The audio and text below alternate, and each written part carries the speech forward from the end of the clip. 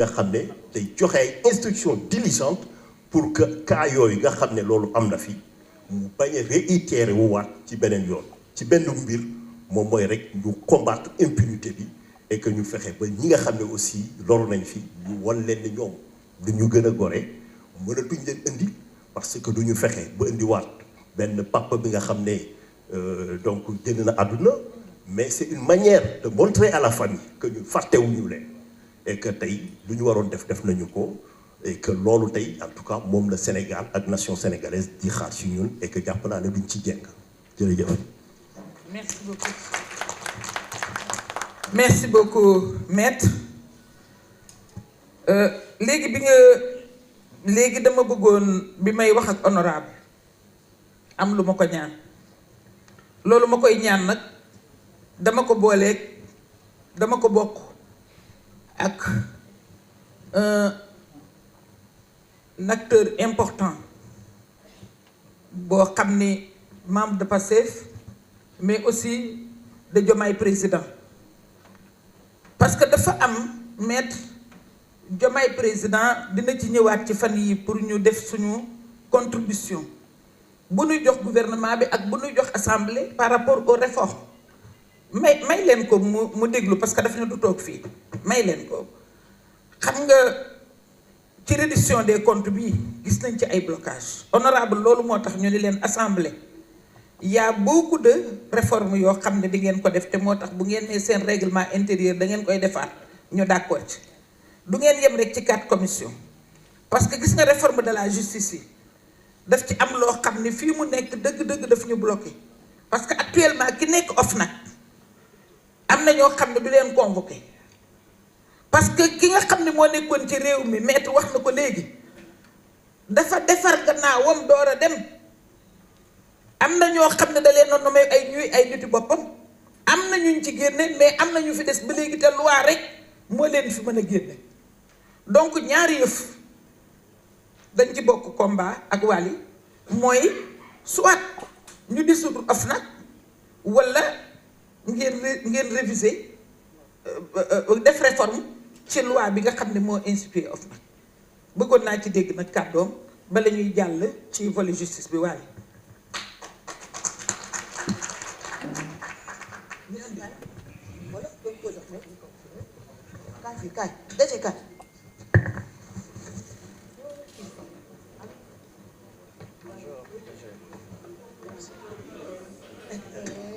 Dama si dégg bi waaye dama rek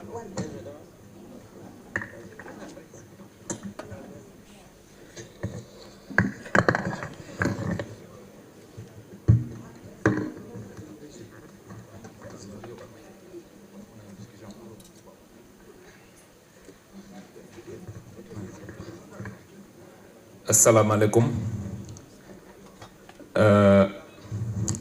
dañ ma forcé jël kàddu gi mais dama ñëwoon juste pour parce que man lépp luy régime bi lépp loo xam ne dafa day jàppale régime bi Ousmane Sonko Diomaye Faye du ma bëgg di ko wute donc j'étais juste venu ñëw moon pour jël la parole dama ñëwoon juste pour bokk ak yéen ñëpp ñëw toog parce que mbir mi ci laa bokk. Je considère que nous sommes tous engagés dans une entreprise nationale de changement. Loolu moo taxoon ma ñëw dama ñëw parce que aussi j'ai des relations privilégiées avec la Lionne du Baol moom bu organisé bu ma ñëwul damay am problème. Donc c'était pour ça que je suis venu mais bon l'occasion faisant le larron lii ñu wax nii dama ciy prononcé wu très très rapidement parce que dafa dugg ci benn cadre global boo xam ne man loolu laa gëm ci projet bi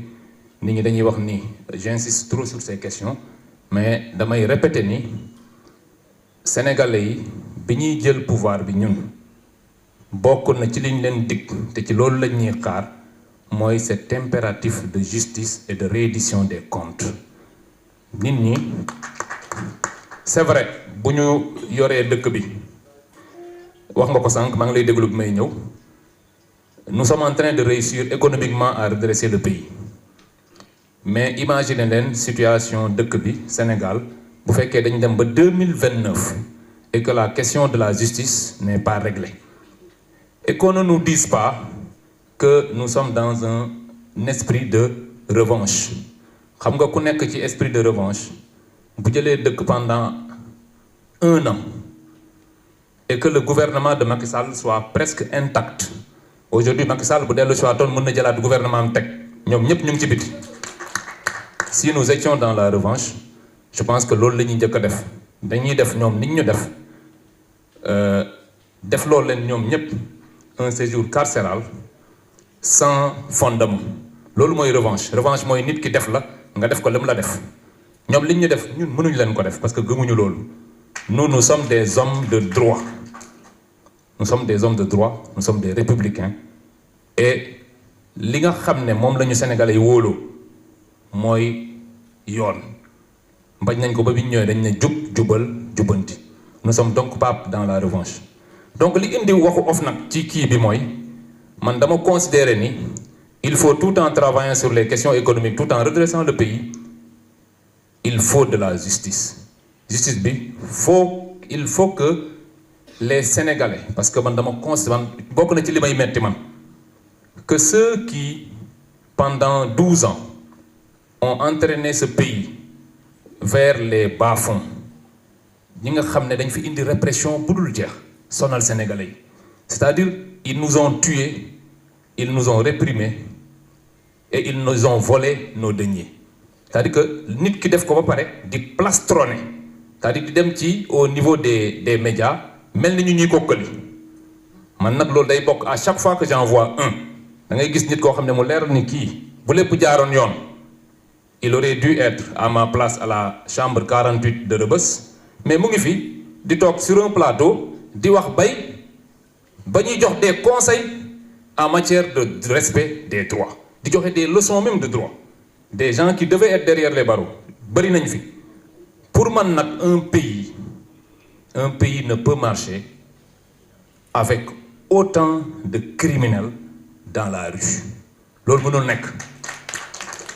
Moo tax ñuy proposer entre autres parce que dañu ne reddition des comptes ñoom ñëpp baax na ñuy réfléchir naan non il faut qu'on règle les problèmes, il faut qu'on rende justice, reddition des comptes, mais loo gis ci àddina y a ce qu'on appelle la stratégie. Man nag damay réfléchir beaucoup en matière de stratégie. Comme eux d'ailleurs en son temps bi leen Ousmane Sonko sonale autour de Macky Sall il y avait un certain nombre de conseillers qui lui ont conseillé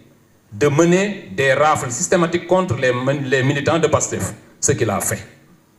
Daf ñu rafler, il aurait pu réussir son coup n'eût été l'intelligence de Ousmane Sonko et de tous ceux qui étaient autour de lui.